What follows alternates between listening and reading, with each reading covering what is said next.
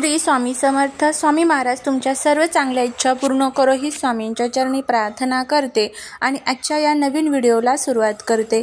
पण त्या अगोदर चॅनलवरती नवीन असाल तर सबस्क्राईब करा आणि शेजारील बेल आयकॉनलाही प्रेस करा, म्हणजे माझ्या सर्व नवीन व्हिडिओंचं नोटिफिकेशन तुम्हाला मिळेल आणि तुम्ही एक पण व्हिडिओ मिस करणार नाही. उद्या आहे 6 एप्रिल वार रविवार आणि या दिवशी आलेली आहे प्रभू श्री रामचंद्रांची रामनवमी. रामनवमी हा जो दिवस असतो तर तो चैत्र महिन्याच्या नवमी तिथीला साजरा केला जातो. या दिवशी प्रभू श्री रामचंद्रांचा जन्म झाला होता असं म्हणण्यात येतं, त्यामुळे या दिवशी रामनवमी साजरी केली जाते. या दिवशी आपण जर आपल्या घरामध्ये आपल्या घराच्या कुटुंबाच्या पतीच्या मुलांच्या प्रगतीसाठी सुखाचे दिवस आपल्या घरामध्ये यावे, जीवनातील सर्व दुःख दोष दारिद्र्य अडचणी दूर व्हाव्या यासाठी जर काही उपाय केले, काही सेवा जर आपण केल्या तर त्याचं जे फळ आहे तर ते नक्कीच आपल्याला मिळत असतं. त्यामुळे घरात उद्या आपल्याला असा एक रामदिवा लावायचा आहे. हा दिवा लावल्यामुळे काय होईल तर शत्रू तुमच्या समोर गुडघे टेकवेल, सुखाचे दिवस सुरू होतील, घरात पैसाच पैसा येईल, दारिद्र्य संपेल. असा हा प्रभावी उपाय आपल्याला उद्या करायचा आहे. हा उपाय कधी करायचा, कोणत्या वेळेमध्ये करायचा याबद्दलची सविस्तर माहिती आज या व्हिडिओमध्ये मी तुमच्याबरोबर शेअर करणार आहे. त्यामुळे व्हिडिओ हा स्किप न करता शेवटपर्यंत पाहत रहा. तुम्ही जर चॅनलवरती नवीन असाल तर सबस्क्राईब करा आणि असेच नवनवीन व्हिडिओ बघण्यासाठी बेल आयकॉनलाही प्रेस करा, म्हणजे माझ्या सर्व नवीन व्हिडिओंचं नोटिफिकेशन तुम्हाला मिळेल आणि तुम्ही एक पण व्हिडिओ मिस करणार नाही. त्याचबरोबर कमेंटमध्ये जय श्रीराम लिहायला अजिबात विसरू नका. उद्या आपल्याला आपल्या घरामध्ये रामरक्षा स्तोत्र, रामचरित्र मानस, प्रभू श्री रामचंद्रांच्या श्रीराम श्रीराम किंवा सीताराम सीताराम या मंत्रांचं पठण करायचं आहे. त्याचबरोबर काही ज्योतिषशास्त्रामध्ये आणि वास्तुशास्त्रामध्ये जे प्रभावी उपाय सांगितले जातात ते देखील करायचे आहे. यामुळे घरामध्ये सुख शांती समृद्धी येते. घरातील असणाऱ्या ज्या काही अडचणी आहेत तर त्या दूर होत असतात. रामनवमीच्या दिवशी पृथ्वी तलावरती जे रामतत्व आहे तर ते रोजच्या तुलनेमध्ये सहस्रपटीने कार्यरत असतात. त्यामुळे या तत्वांमध्ये जर आपण काही उपाय केले तर त्याचा नक्कीच फायदा हा आपल्याला होत असतो. बघा, आपण खूप कष्ट करतो, मेहनत करतो, पण कुठेतरी आपल्या घराला जर कोणाची नजर लागलेली असेल, घरामध्ये जर काही दोष अडचणी तयार झालेल्या असेल तर कष्ट आणि मेहनत करून सुद्धा आपल्याला त्याची परिणाम जे आहे तर ते दिसत नाही. त्यासाठीच आपल्याला हे उपाय करायचे असतात. तुमच्या मनामध्ये एखादी इच्छा आहे, तुमची ती इच्छा पूर्ण होत नसेल, अप्राप्त लक्ष्मी तुम्हाला प्राप्त होत नसेल, घरातील लक्ष्मी स्थिर राहत नसेल. लक्ष्मी म्हणजे फक्त पैसाच नव्हे तर लक्ष्मी म्हणजे घरामध्ये धन धान्य सुख शांती समृद्धी याची बरकत असणे म्हणजे लक्ष्मी. त्यामुळे लक्ष्मीला स्थिर ठेवण्यासाठी या पवित्र तिथींच्या दिवशी काही प्रभावी असे उपाय केले जातात. तर हा उपाय नक्की तुम्ही करून बघा, तुम्हाला नक्की सुखाचे दिवस सुरू होतील. तर काय करायचं आहे, तुम्हाला या उपायासाठी काही दिवे जे असतात तर ते तयार करून घ्यायचे आहे. आता इथे तुम्ही मातीची पंती जी असते तर ती घेऊ शकतात किंवा गव्हाच्या पिठाचे जे दिवे असतात तर ते सुद्धा तुम्ही तयार करून घेऊ शकतात. तर दिवा हा बुद्धीचे, ज्ञानाचे आणि त्यागाचे प्रतीक असतो. दिव्यामध्ये सकारात्मक ऊर्जा असते. दिवा लावल्यामुळे आपल्या घरातील अंधार दूर होतोच, त्याचबरोबर आपल्या जीवनामध्ये प्रकाश हा पडत असतो. जीवनात प्रगतीचे मार्ग हे खुले होत असतात. जीवनातील अडचणी अडथळे हे दूर होत असतात आणि सुखाचे दिवस सुरू होत असतात. तर आता हा उपाय कसा करायचा ते आपण बघणार आहोत. त्यामुळे जर तुम्हाला हा व्हिडिओ आवडला तर कमेंटमध्ये जय श्रीराम लिहायला विसरू नका, जेणेकरून प्रभू श्री रामचंद्रांची तुमच्या कुटुंबावरती भरभरून कृपा होईल. सर्वात प्रथम उद्या सकाळी तुम्हाला लवकर उठायचं आहे.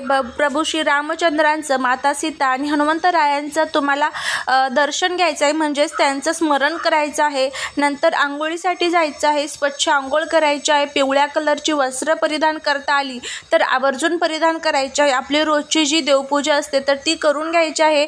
प्रभू श्री रामचंद्रांची पूजा तुम्हाला तुमच्या घरामध्ये उद्या करायची आहे. जर तुमच्याकडे मूर्ती फोटो असेल तर ते व्यवस्थित स्वच्छ धुवून पुसून मूर्तीवरती जर शक्य असेल तर अभिषेक करायचा आहे. एका पाटावरती तुम्हाला छान मूर्ती ठेवायची आहे किंवा फोटो ठेवायचा आहे. नाही तुमच्याकडे मूर्ती फोटी तर बालकृष्णाचा जो आपल्याकडे मूर्ती असते देवघरावरती त्यावरती अभिषेक करा आणि ते तिथे स्थापित करा। त्यानंतर गंध, फुलं, अक्षता बाळकृष्णाला किंवा प्रभू श्री रामचंद्रांच्या मूर्तीला किंवा फोटोला तुम्हाला अर्पण करायचं आहे। एखादा हार, फुलं वगैरे अर्पण करायचे आहे आणि त्यानंतर तुम्हाला या उपायाला सुरुवात करायची आहे। एक छान प्लेट घ्यायची आहे, त्या प्लेटमध्ये थोडंसं तुम्हाला हळद आणि कुंकू जे असतं तर ते मिक्स करायचं आहे आणि त्याची पेस्ट तयार करून घ्यायची आहे। एका दुसऱ्या प्लेटमध्ये तुम्हाला या पेस्टच्या साहाय्याने श्रीराम हा जो मंत्र आहे तर त्या मध्ये लिहायचा आहे आणि हे जे प्लेट आहे तर ती जिथे तुम्ही पूजा मांडलेली आहे तर तिथे ठेवायची आहे। जर तुम्ही पूजा मांडलेली नसेल तर देवघरामध्ये तुम्ही ही प्लेट ठेवायची आहे। त्यानंतर तुम्हाला आता हा जो 9 दिव्यांचा उपाय आहे तर तो करायचा आहे। आता काय करायचं आहे, तुम्हाला इथे 9 दिवे जे असतात तर ते मातीचे घ्यायचे आहे, म्हणजेच पंती तुम्ही घेऊ शकता। जर नाही आहे तुमच्याकडे पंती तर गव्हाच्या पिठाचे 9 दिवे जे आहेत तर ते तुम्हाला तयार करून घ्यायचे आहे। आता इथे 9 दिवे का आपण वापरत आहोत, कारण उद्या नवमी आहे, त्यामुळे हा 9 दिव्यांचा आपल्याला उपाय करायचा आहे। प्रत्येक दिव्यामध्ये तुम्हाला जोडवात जी असते तर ती टाकायची आहे आणि ह्या दिव्यांमध्ये तुम्हाला तूप टाकायचं आहे। तुपामुळे माता लक्ष्मी खूप लवकर आपल्याकडे आकर्षित होत असतात, त्यामुळे प्रत्येक दिव्यात तुम्हाला तूप टाकायचं आहे। नंतर मग हे जे दिवे आहेत तर ते प्रज्वलित करायचे आहे। प्रत्येक दिव्याला तुम्हाला हळदी, कुंकू, अक्षता अर्पण करायचं आहे आणि ज्या ठिकाणी आपण मंत्र लिहिलेला आहे ज्या प्लेटमध्ये बघा प्रभू श्री रामचंद्रांचा, तर त्यांच्या समोर तुम्हाला हे दिवे तिथे मांडायचे आहेत। प्रत्येक दिव्याखाली थोडेसे तांदूळ किंवा अक्षता जे असतात तर त्या ठेवायच्या आहे आणि प्रभू श्री रामचंद्रांच्या जे मंत्र लिहिलेला होता तर त्यावरती सुद्धा हळदी, कुंकू, अक्षता अर्पण करायचे आहेत। एखादं लाल फूल असेल, पिवळं फूल असेल तर ते अर्पण करायचं आहे आणि तिथे बसून तुम्हाला श्रीराम जय राम जय जय राम या मंत्राचं पठण करायचं आहे आणि एकदा रामरक्षा स्तोत्रमचं पठण करायचं आहे।